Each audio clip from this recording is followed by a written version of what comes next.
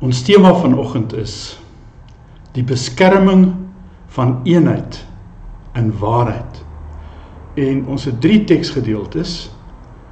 U kan dit maar by die huis gaan deurlees. 2 Johannes 1 vers 10 tot 11, Galasiërs 1 vers 8 en Romeine 16, 17 en dan 1 Timoteus 6 vers 3. Maar vir die prediking vanoggend gaan ek konsentreer op een teks, Romeine 16, 17.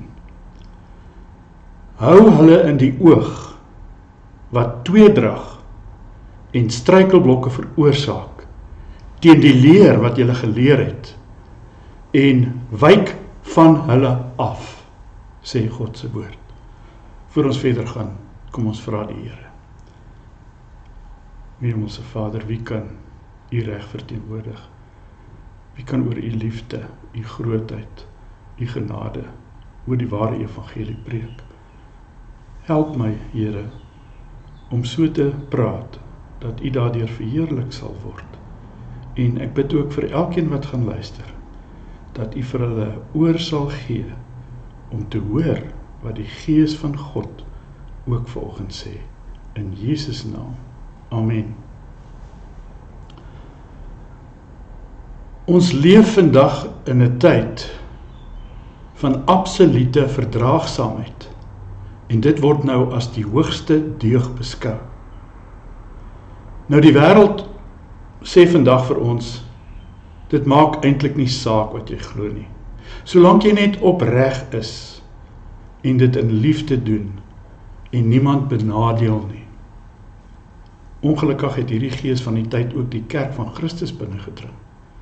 Onder die dekmantel van 'n valse liefde en 'n valse vrede met 'n oppervlakkige eenheid, het die grens van die kerk sy belydenis vervaag en uiteindelik verloor. Ons word vandag geleer dat ons grense, as mens grense vasstel, dan is jy liefdeloos. As jy sê, God is soewerein en absoluut, dan is jy van die wa af. Maar vanoggend roep die Heilige Skrif en die Heilige Gees van God ons terug na 'n radikale Bybelse realiteit. Die ware kerk kan nie oorleef sonder die suiwer prediking van die evangelie nie. Waar die waarheid sterf, sterf die kerk. Die 4 tekste wat ons vandag saam gelees het, of wat julle by die huis moet lees, vorm eintlik 'n goddelike vestingsmuur om die bruid van Jesus Christus, om haar te beskerm, om haar by haar te wees in hierdie tyd. Nou hierdie vestingsmuur leer ons om die suiwerheid van die evangelie te bewaar. Hoe om valse vrede te ontmasker en hoe om die ware Godvreesende eenheid te behou en terug te bring in die kerk. Ons gaan in hierdie preek kyk na 3 hoofpunte. Eerstens die absolute gesag van die evangelie en tweedens hoe hierdie valse eenheid vandag floreer binne die kerk en dan die radikale praktyk van kerklike tug wat 'n liefdeshandeling is. Kom ons kyk dan eerstens na die absolute gesag van die evangelie. Liewe vriende, as ons kyk na die gesag binne die kerk, kyk ons dikwels net na mense. Ons kyk na titels, na grade, na die grootte van hulle kerk, van die charisma van die prediker, maar die woord van God en die apostel Paulus sny al hierdie gedagtes af. Hy ontmasker die valsheid en die maskers van ons almal. Galasiërs 1 vers 8. Maar al sou ons of 'n engel uit die hemel julle 'n evangelie verkondig, in stryd met die wat ons julle verkondig het, laat hom 'n vervloeking wees. Geweldige woorde in ons tyd. So baie radikale vers daai. Paulus sê selfs al sou 'n hemelse wese in glans verskyn voor jou vandag, of al sou ek self die apostel wat julle gemeente gestig het, my eie woorde durf weerspreek, moet my nie glo nie, maar toets die geeste. 1 Johannes 4 vers 1. Geliefdes, glo nie elke gees nie, maar stel die geeste op die proef, of hulle uit God is, want baie vals profete het in hierdie wêreld uitgegaan. Dit sê die woord van God. Nou maar waarom? Omdat die gesag van die prediking nie in die boodskapper lê nie, maar wel die boodskap. Die kerk se fondament is nie die ampt van 'n mens nie, maar die geopenbaarde woord van God. En dit is soos die profeet Jesaja al verklaar het, die gras verdor, die blommetjie verwelk, maar die woord van ons God bestaan tot in alle ewigheid. Jesaja 40 vers 8. As hy nie hierdie woorde spreek nie, is daar geen lig in hom nie. Ons leef vandag regtig in 'n tydperk van, noem dit nou maar, celebrity predikers. As daar 'n bekende leraar is wat miljoene volgelinge op sosiale media het, en dan kom die kerk en hy eet dit alles vir soetkoek op, wat die valse leraar dan sê. Ons vra nie vandag meer, wat sê die skrif nie. Ons vra, wat sê hierdie gewilde persoon? Maar Galasiërs 1 vers 8 is baie duidelik vanoggend. Maar al sou ons, Paulus, ek, of 'n engel uit die hemel julle 'n ander evangelie verkondig, in stryd met die een wat ons julle verkondig het, anathema, laat die vloek van God oor hom wees. Ons mag nooit 'n lering aanvaar bloot omdat die persoon so oulik voorkom, geleerd, grade, invloedryk, groot kerk en al die mooi dinge. Nee, toets alles aan die skrif, net soos die Bereane van ouds die woord daagliks ondersoek het, om te sien of hierdie dinge so was. Enige evangelie wat sê dat die mens homself kan red, of wat die kruis van Christus minder maak, tot 'n bloot morele voorbeeld vir ons vandag. Hy bly onder die vloek en oordeel van God. Kom ons kyk tweedens hoe hierdie valse eenheid vandag floreer. Ek hou aan die voor Romeine 16 vers 1 en ook 1 Timoteus 6 vers 3.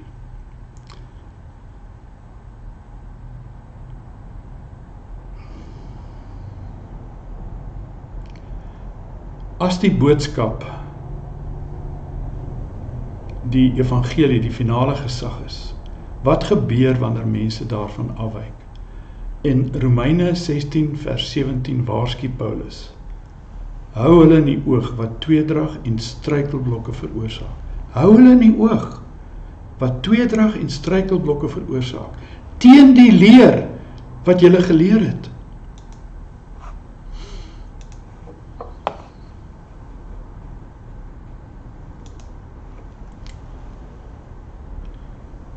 Maar ons moet tog mooi kyk, let tog baie mooi op wie hier beskou word as die skeppers van tweedrag.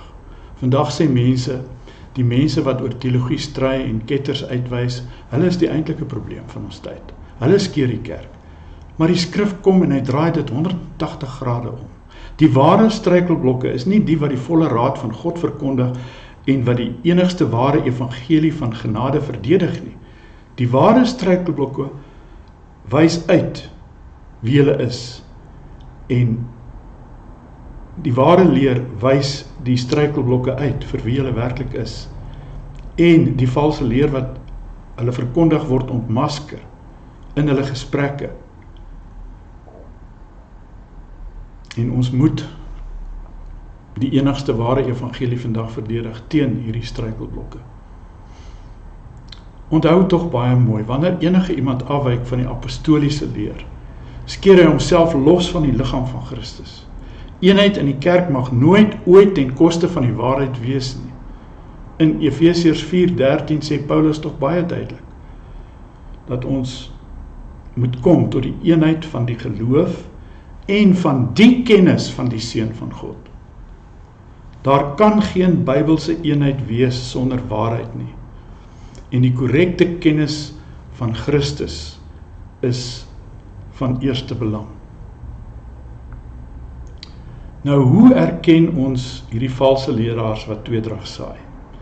1 Timoteus 6 vers 3 lees: As iemand 'n ander leer verkondig en nie instem met die gesonde woorde wat ons Here Jesus Christus en met die leer wat volgens die godsaligheid is nie, bly van hulle weg. Die Griekse woord vir so godsaligheid is Eusebia. Dit beteken die diep, lewende vrees en liefde vir God. As jou leer nie daarop uitloop op Eusebia nie, en dit word gekenmerk deur 'n heilige lewe vir God nie. Jy sien, dis die probleem, want die waarheid en die ware teologie dryf jou altyd na jou knieë en selfondersoek, wat dan uitloop op berou vir jou sondes, bekering en 'n splinternuwe lewe wat God jou gee. Dit maak jou nederig, dit laat jou sondes bely, dit laat jou smag na heiligmaking, want sonder heiligmaking sal niemand God sien nie. Hebreërs 12:14. En nou beteken dit jy moet uit hierdie wêreld uitgaan? Nee, sover as dit vir jou moontlik is, lewe in vrede met almal. Maar wanneer God jou toets, onthou die woorde van Efesiërs 6 vers 10. Baie belangrik, die volle wapenuitrusting van God. Voor hy daarmee begin, sê hy, in die lig van wat Jesus aan die kruis vir jou kom doen het. Hy het al jou sondes kom vergewe. Hy het die straf op homself geneem en die lewe wat jy nie kon lewe nie, hy het dit vervul. Hy het die verbond kom vervul. In die lig van wat hy dan gesê het. Dit is nou die uiteinde, dit is die slot, my broeders. Word kragtig in die Here en in die krag van sy sterkte. Die valse leer moet jy teenstaan. Jy moet in daai teksgedeelte bly staan. Hy sê staan, totdat die Here Jesus jou kom haal. Tot die dood toe moet jy staan. Uiteindelik, my broers, word dan kragtig in die Here en in die krag van die sterkte. Hy verwys hier na die krag van die Heilige Gees. Dieselfde Gees wat Jesus uit die dood het opgewek het, moet ons opwek tot 'n nuwe lewe. En dit moet jou laat staan. Uiteindelik, my broers, ons het geen verskoning. As jy nie staan en bly staan nie, het jy geen verskoning nie. Dis hoe hy afsluit. Nou, die valse leer daarteen lei altyd tot geestelike, intellektuele hoogmoed. Dit lei tot spekulatiewe debatte en filosofie. En uiteindelik die vrug van so 'n lewe is 'n volhardende rebellie teen die lewende God en uiteindelik tot 'n losbandige chaos lewe. Ons sien vandag baie teoloë en predikers en mense wat die skrif herinterpreteer om aan te pas by die morele standaarde van hierdie kultuur. Hulle sê die Bybel is verouderd oor sake soos die huwelik, seksualiteit, en hulle kom nie eens uit by die eksklusiewe redding wat net deur Christus alleen kom nie. Johannes 14:6. Hulle pleit vir eenheid en liefde, terwyl die fondamente van die geloof ondermyn is. Die skrif sê vir jou en my vandag, hou hulle in die oog, moenie mislei word deur hulle sagte woorde en skoon skyn nie. As hierdie lering van ons nie lei tot 'n dieper eerbied en 'n verwondering van ons God en wat hy vir ons kom doen het nie, oor sy genade, dan is dit 'n paddastoelteologie wat die siel vergiftig. Dit kom vinnig op, maar daar is geen ware standhoudende lewe in 'n paddastoel nie.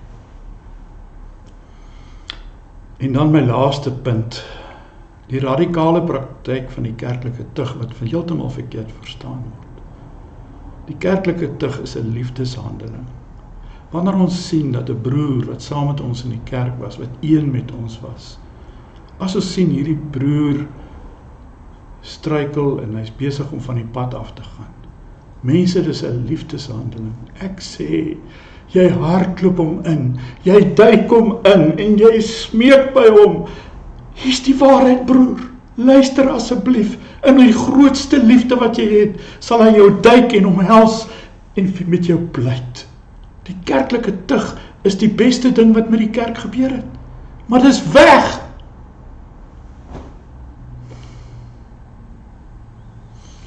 As ons nou hierdie dwaalleers geïdentifiseer het, wat moet ons prakties doen?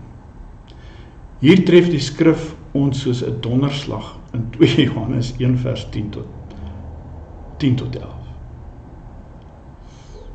As iemand na julle kom en hierdie leer nie bring nie, ontvang hom nie eers in jou huis nie, en groet hom nie eers nie. Dis baie radikaal, maar dis wat nodig is vir ons gevallendheid, wat altyd neig na die verkeerde goed. Almal van ons moet waak teen die vlees en die denke van ons hart, maar ons moet die denke van Jesus Christus. Ons moet alles weer kyk uit die bril en in die lig van die skrif. Ons kan nie sonder die skrif hierdie wedloop hardloop nie.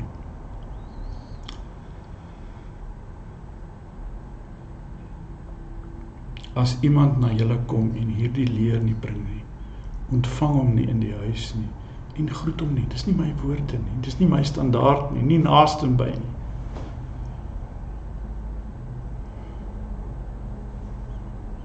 Hoekom? 2 Johannes 1 vers 11 sê hoekom nie? Want die een wat hom groet, het gemeenskap aan sy bose werke. As jy hierdie ou intrek en vriendelik behandel, wat 'n verkeerde leer bring, dan het jy dan deel jy in sy bose werke. Dink net daaraan, die loon wat jy sou gekry het, om in die evangelie te bly en in liefde by die waarheid te bly, en om te staan vir waarheid en die kruis op te neem en elke dag met Jesus te loop. Daar's geen goeie werk as ons hulle net maak asof hulle ook reg is nie. Nou ek weet vir die moderne mens klink dit byna wreed. Beteken dit nou dat ons glad nie met ongelowiges moet praat nie, moet ons nou uit hierdie wêreld uitgaan? Nee, glad nie. Jesus het selfs met tollenaars en sondaars geëet, Matteus 9:11. Hy sê self, hy het gekom nie om die wat dink hulle het nie 'n dokter nodig te red nie, maar hulle wat siek is. Hy het gekom vir die sondaars, om ons te red van die mag en die houvas van Satan. Dis wat hy vir ons kom doen het. Dit praat nie oor die ongelowige buurman of 'n kollega wat die pad byster is nie. Dit handel oor amptelike dwaalleraars, maar ek sal nou meer daaroor sê. Mense wat hulself as Christelike leraars voordoen, maar die kern van die evangelie, soos die godheid van Christus, die opstanding van die Here Jesus, die maagdelike gebore, die drie-eenheid van die Heilige Gees ontken. Dit is iemand wat dink hy is 'n selfaangestelde ouderling in die ware kerk, en wat hom voordroen as die draer van die ware evangelie, maar hy ontken die verbond wat deur Jesus Christus vervul is, en wat lankal nie meer 'n verbondsonderhouer is nie, maar hy's 'n verbondsverbreker, en hy dink in sy verwaandheid en in sy hoogmoed dat hy alleen reg is. Pas op, die Bybel waarsku ons, die duiwel vermom hom as 'n engel van die lig. Om so 'n persoon in jou huis te ontvang of te groet, het in die vroeë kerk beteken dat jy hom gasvryheid bewys as 'n medebroer en sy bedieningsseun. En Johannes sê, as jy dit doen, sê jy vir die wêreld dat sy valse leer reg en aanvaarbaar is. Jy word medepligtig aan die vernietiging van baie siele. Jy gee vir die wolf 'n platform om die skape te verskeer. Lees maar Handelinge 20 vers 29. Want ek weet dit, is Paulus, dat na my vertrek wrede wolwe onder julle sal inkom en die kudde nie sal spaar nie. Is binne die kerk mense. Nou, Wat moet ons vandag doen? Hoe ontvang en groet ons vandag valse leraars in ons huise? Ons doen dit deur na hulle programme te luister, hulle boeke te koop. Ons luister na hulle podcasts, hulle video's. Ons deel hulle video's op sosiale media en hulle platforms in ons kerke. Dit gee vat plek aan die duiwel. Johannes waarsku ons, jy speel met vuur. Deur jou aandag, jou geld en jou goedkeuring aan valse leraars te gee, te finansier en te legitimeer, val jy uit die ware kerk. Die opdrag van die skrif is radikaal. Wyk van hulle af. Lees Romeine 16:17. Wyk van hulle af. Trek 'n baie duidelike lyn. Beskerm jou gesin. Beskerm jouself. Beskerm jou eie gemoed en jou plaaslike kerk teen die infiltrasie van die leuen. As daar nou ooit 'n woord was wat ons tyd kenmerk, is dit infiltrasie van die vyand in ons kerke. En nie lank nie, dan leer ons hulle goeters aan en ons praat soos hulle praat en is verby. Ek moet afsluit. Liewe vriende en almal wat na my luister, die bewaring van die suiwe leer is nie net 'n koue akademiese oefening nie. Ek sê vir u vanoggend, is 'n saak van lewe en dood. Of jy gaan ewig dood in die hel, of jy gaan ewig lewe saam met die een wat die waarheid vir ons kom leer het, Jesus Christus. Dit is regtig 'n saak van lewe en dood vanoggend. Onthou, Christus het sy kerk baie duur gekoop met sy eie kosbare bloed. En nou het hy aan ons hierdie enigste heilige evangelie van genade toevertrou. Die evangelie van vrye genade deur die geloof in Christus alleen. Mag die Here ons help om alles so te doen, dat ons alleen altyd die eer vir God sal bring. En dankie Here vir die vreugde en ware redding wat U vir ons kom skenk het, en dat U ons aan die hand lei elke dag. Kom ons hou op om verskoning te vra vir die enigste waaragtige evangelie van waarheid van God se woord. Laat ons die waarheid in liefde praat, maar laat ons nooit die waarheid ter wille van 'n valse vrede opoffer nie. As ons getrou bly aan hierdie woord, sal ons die storms van ons tyd in hierdie eeu kan deurstaan, glo my. Het die Here nie gesê, hy sal sy kerk bou, en al die helse magte kan nie stop wat hy doen nie. En het hy ook nie gesê, hy sal nie as hy 'n werk begin het, dit klaarmaak nie, hy het. Dan roep ek u op, bou op die rots wat nooit kan wankel nie.